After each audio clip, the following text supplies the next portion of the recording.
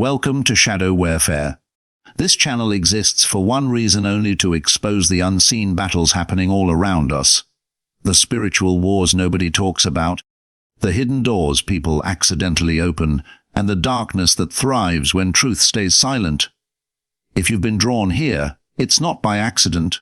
This channel speaks to those who have felt resistance, fear, unexplained attacks, strange dreams, sudden spiritual heaviness, or a sense that something unseen is working against them. Shadow warfare is where the shadows are exposed, not glorified. And today's message is not for entertainment. It's for awareness, protection, and awakening. Tonight's topic is one of the most requested and most avoided subjects of all time. Ex-Satanist exposes what really happens at graveyards after dark.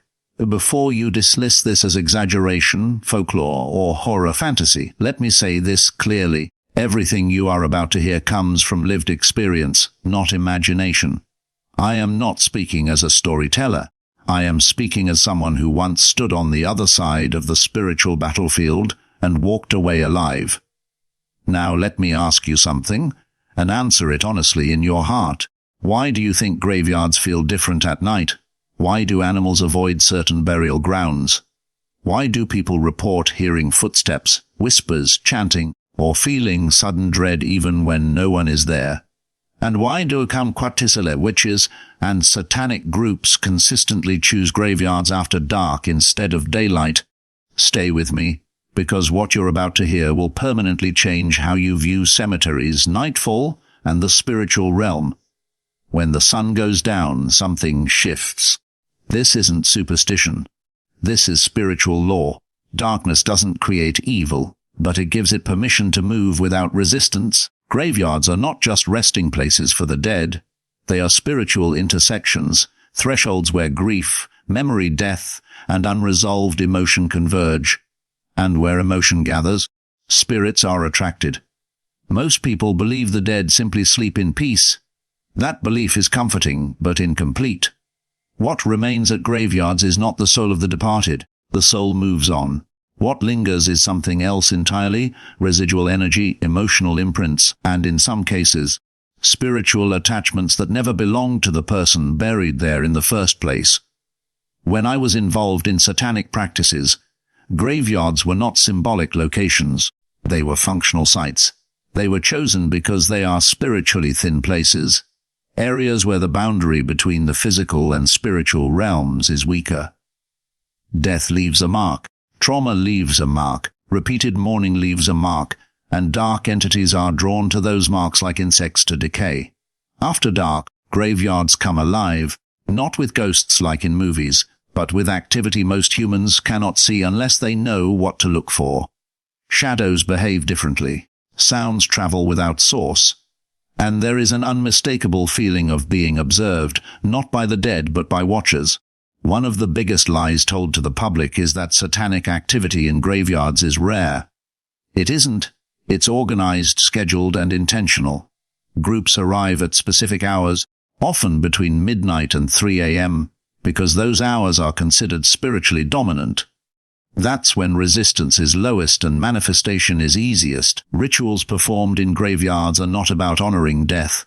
They are about borrowing authority from it. Bones, soil, headstones, and personal items left behind are used as anchors. Dirt from a grave is never just dirt. In occult faith is considered charged material. It carries the emotional and spiritual residue of grief, loss, and remembrance. That residue is used to amplify curses, bind spirits, and with ritual attachments that follow people home. And here's something most people don't know: graveyards are mapped. Certain graves are targeted more than others. Those of people who died violently, suddenly, or tragically are considered spiritually open. Children's graves are avoided by some groups but deliberately targeted by others because of purity symbolism. Graves of those who lived immoral or abusive lives are often used as spiritual gateways because of the residue left behind. After dark, satanic practitioners do not wander randomly. They move with intention. Candles are placed not for light, but for alignment. Chants are not spoken loudly, but whispered, because sound carries differently in the spiritual realm. Names are spoken, sometimes the names of the dead, sometimes the names of the living. That's right.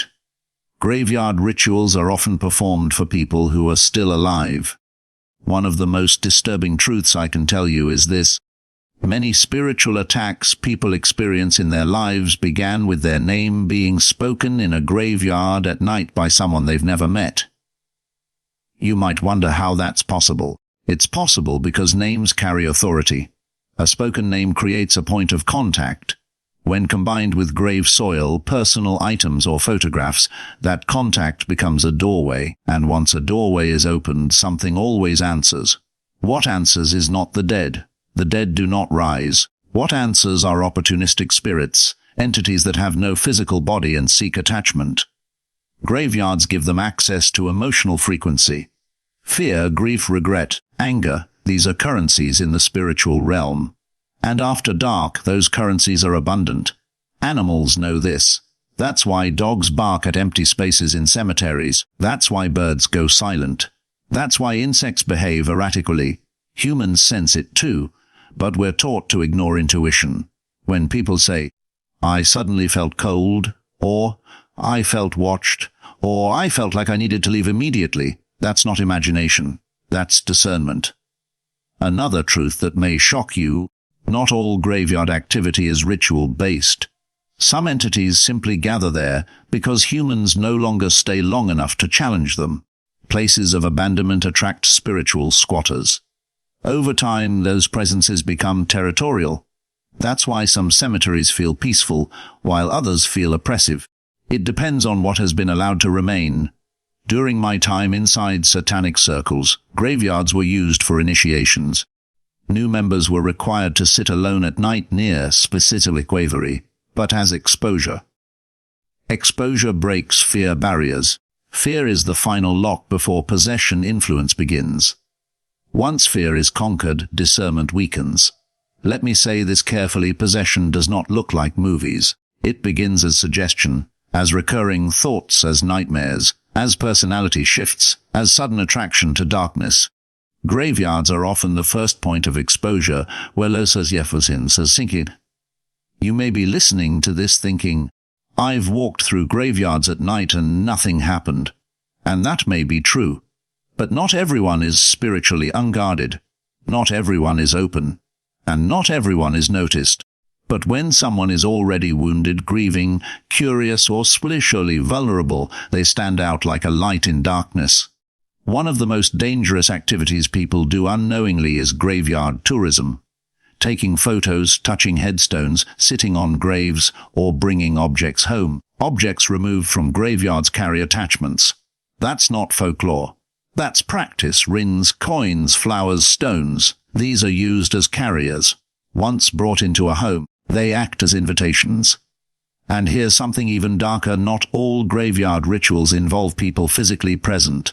Some are performed remotely using maps, coordinates, and names. Physical presence strengthens a ritual, but intention alone activates ritual location.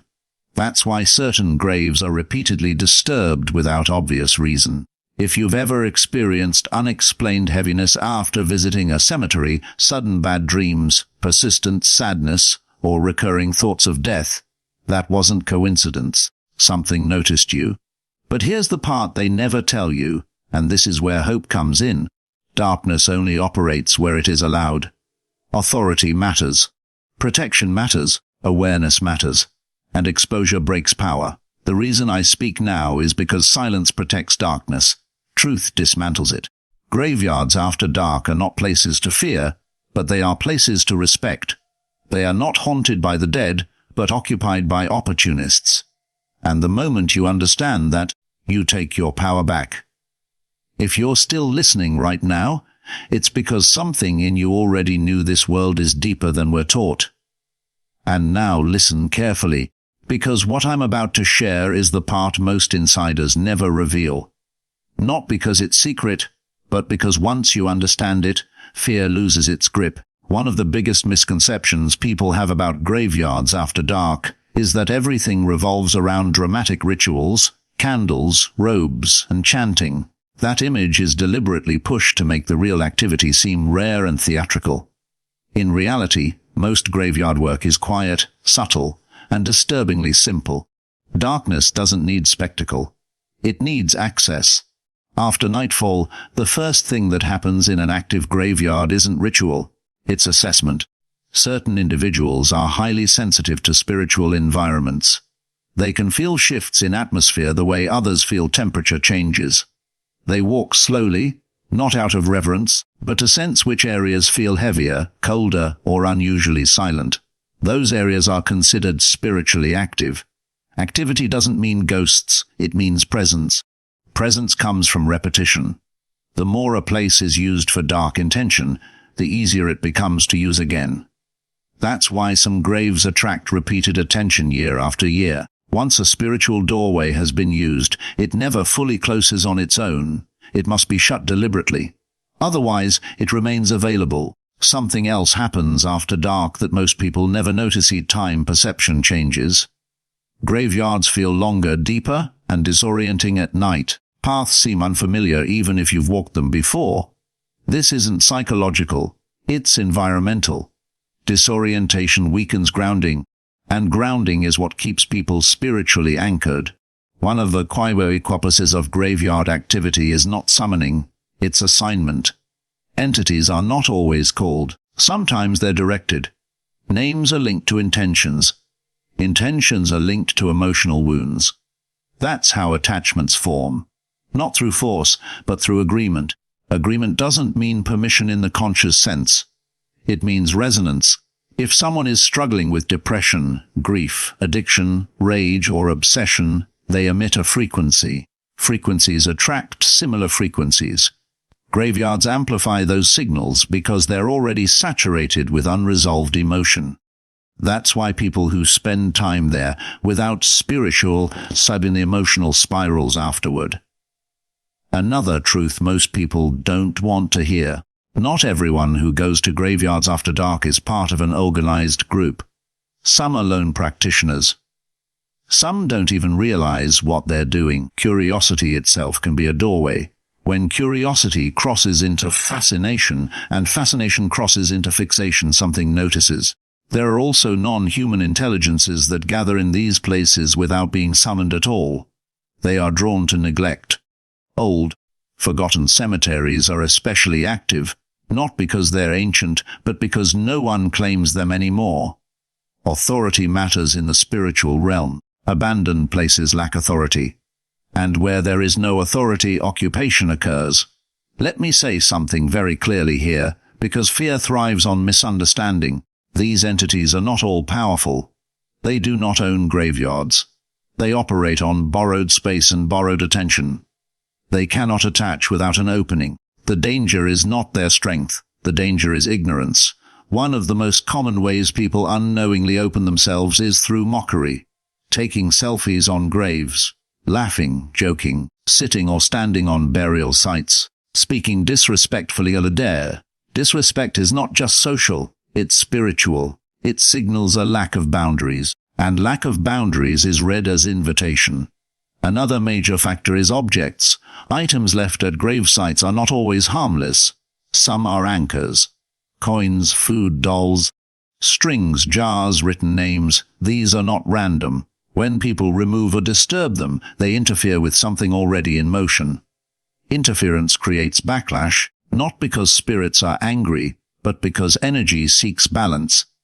You may have heard stories of people feeling followed after visiting cemeteries. That feeling is not always paranoia. It's awareness adjusting. Once your senses are activated, you notice more. The problem is, most people don't know how to close themselves afterward. They leave themselves open. Protection is not complicated, but it must be intentional. Darkness thrives on passivity. Light responds to authority. Spoken words matter. Intentional prayer matters. Grounding matters. And cleansing matters. Not in a ritualistic sense, but in a realignment sense.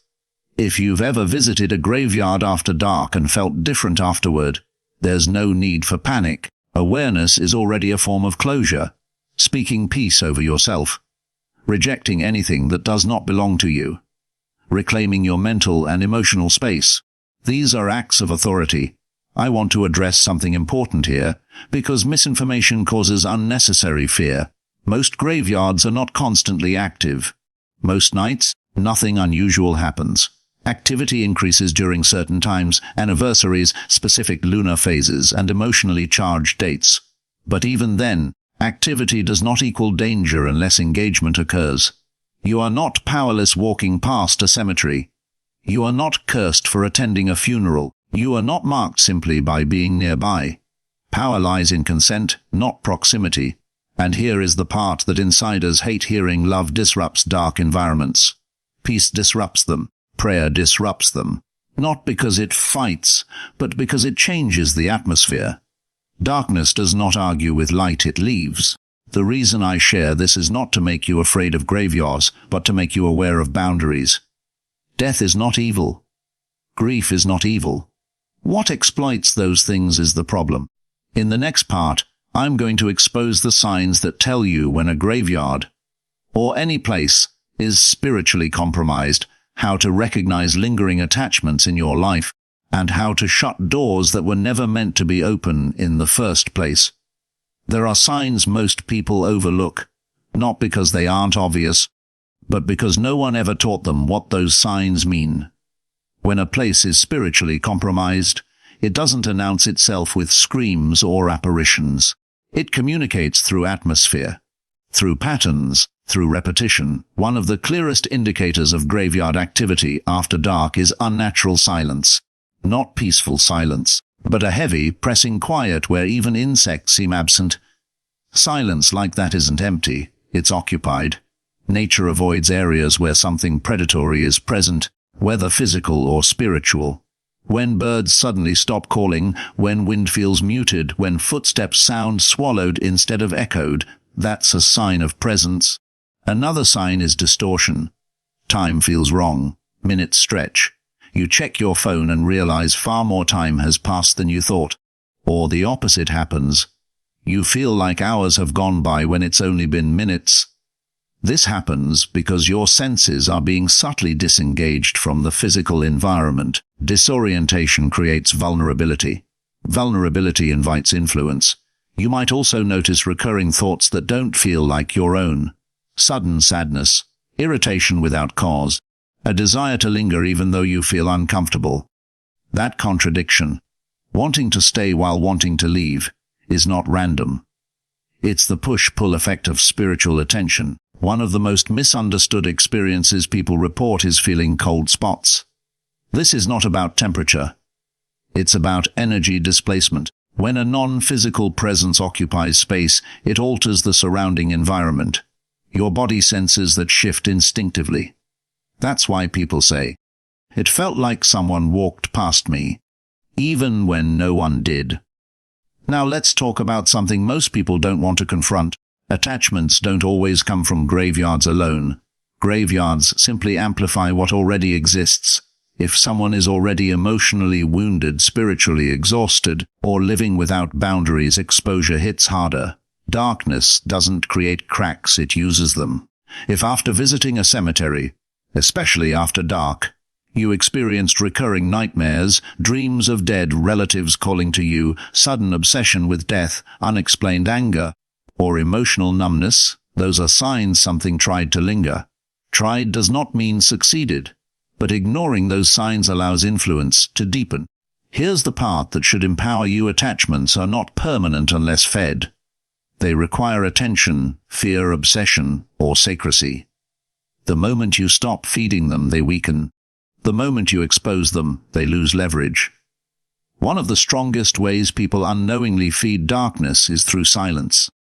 They don't talk about what they felt because they're afraid of sounding foolish. They don't pray because they're unsure how. They don't set boundaries because they were never taught they could. Let me tell you something I learned the hard way. Authority in the spiritual realm does not come from knowledge alone. It comes from alignment. When your words, intentions, and actions line up, your presence carries weight. Darkness recognizes weight immediately. If you ever feel followed, watched, or spiritually disturbed after visiting a graveyard, do not panic. Panic scatters authority. Calm reclaims it. Speak out loud if you can. Declare peace over yourself. Reject anything that does not belong to you. You don't need special language. Authority responds to conviction, not vocabulary. Your home matters too. Darkness looks for places of neglect, emotional neglect, spiritual neglect, physical neglect. That's why cluttered, chaotic, or emotionally charged homes feel heavier. It's not superstition, it's resonance.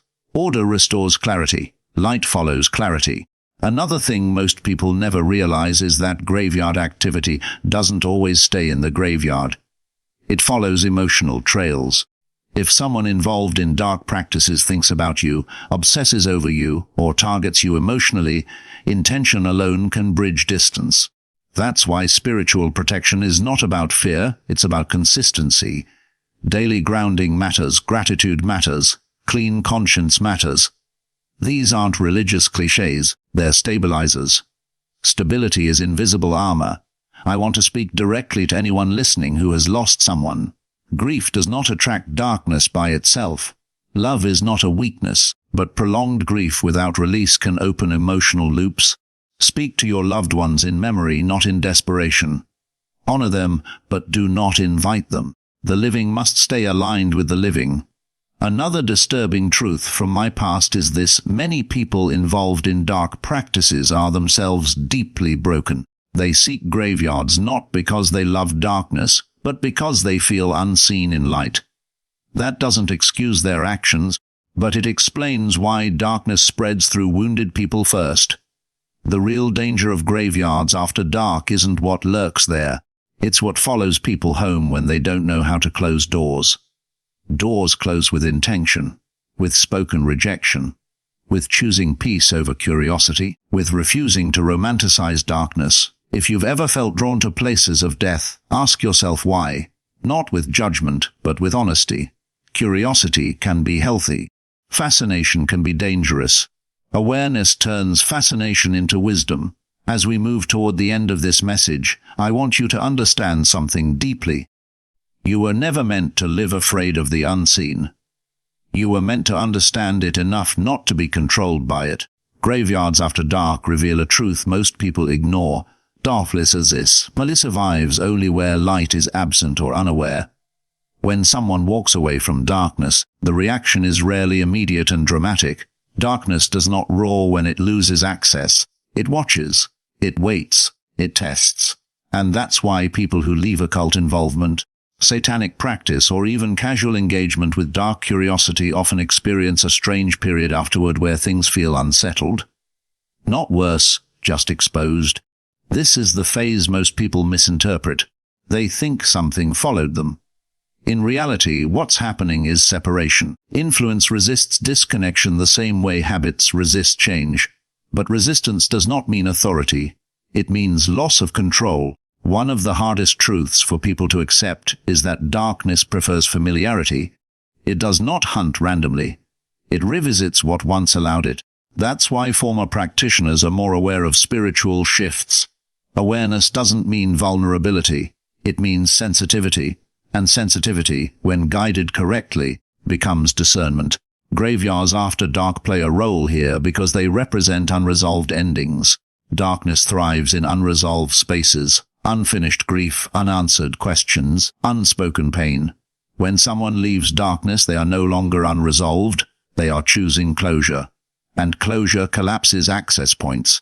That's why testimony matters. Speaking truth out loud disrupts patterns that secrecy once maintained. Silence keeps cycles intact. Exposure breaks them. I want to address something directly, because many people listening might be experiencing it right now. You may feel spiritually tired, not physically exhausted, but inwardly drained. You might feel like you've been fighting something you can't name. You might feel resistant to peace even though you want it. That doesn't mean you're losing. It means something no longer fits. Spiritual recovery is not dramatic. It's gentle. It's consistent. It's choosing clarity when confusion used to feel familiar. Darkness often convinces people that chaos is normal. Peace can feel foreign at first. Don't mistake unfamiliar peace for danger. Another thing I need to say clearly is this. Fear-based spirituality is still bondage. You don't need to analyze every dream. You don't need to interpret every emotion as an attack. Hyper-focus feeds the very thing you're trying to avoid. Protection is not obsession, it's posture. A grounded person is difficult to influence. A person who knows who they are, what they allow, and what they refuse carries authority without effort. Darkness recognizes certainty immediately. It avoids it. One of the reasons graveyards are used after dark is because they symbolize endings without witnesses. But when truth is spoken publicly, endings gain witnesses, and witnessed endings stay closed. That's why content like this is resisted, mocked, or dismissed. Not because it's false, but because it removes mystery. Darkness survives on mystery. When you name a thing, you shrink it. I want you to understand something empowering. You do not need to know everything about the unseen world to live safely within it. You only need alignment. Alignment with peace. Alignment with truth. Alignment with life. If you've ever felt drawn to darkness because it felt powerful, let me tell you what power actually looks like. Power is not control. Power is freedom from control. Power is not intimidation. Power is clarity. Power is not secrecy. Power is peace that doesn't need to explain itself. Graveyards after dark will continue to exist. People will continue to misunderstand them. Darkness will continue to try to use them. But awareness changes outcomes. Always has. You don't need to fear cemeteries. You need to respect boundaries. You don't need to fear the unseen. You need to understand consent. You don't need to fear darkness. You need to stop feeding it. If anything I've said has stirred something in you, curiosity, discomfort, recognition, that's not coincidence. Truth resonates before it convinces. Shadow warfare exists to expose what hides in silence. Not to glorify it, not to romanticize it, but to end its influence through understanding. If you've made it this far, you're not here for entertainment. You're here because you're waking up. And the moment you choose awareness over fear, darkness loses its favorite weapon. Stay grounded. Stay aware. And remember, nothing in the shadow survives the light of understanding.